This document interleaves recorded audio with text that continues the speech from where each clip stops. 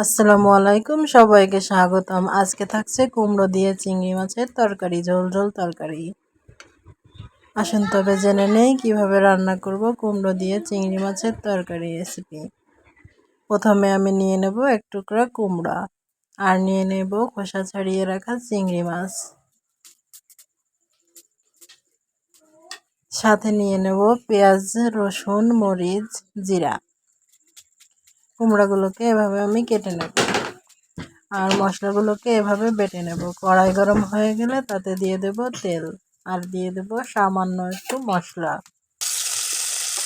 সামান্য একটু মশলা দিয়ে তার ভিতরে দিয়ে দেব একটুখানি লবণ, আর দিয়ে দেব হলুদ, আর একটু দিয়ে দেব ধনিয়া গুঁড়া। এগুলো দিয়ে ভালোভাবে নাড়াচাড়া করে মিশিয়ে নিয়ে তাতে দিয়ে দেব খোসা ছাড়িয়ে ধুয়ে রাখা চিংড়ি মাছগুলো। চিংড়ি মাছগুলো দিয়ে একটুখানি নাড়াচাড়া করে কষিয়ে নেব। তারপর তাতে অ্যাড করব একটুখানি পানি। অ্যাড করে ভালোভাবে কষানো হয়ে গেলে নামিয়ে নেব।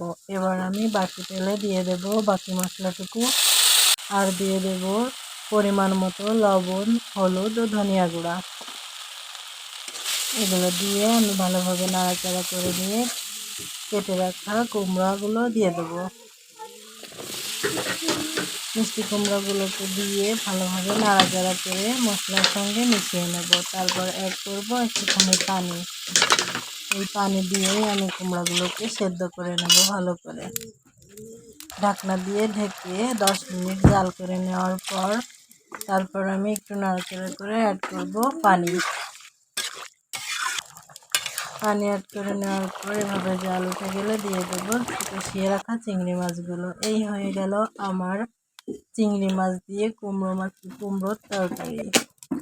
আপনারা চাইলে বাসায় এটি ট্রাই করে দেখতে পারেন। খুবই সুস্বাদু, খুবই মজাদার।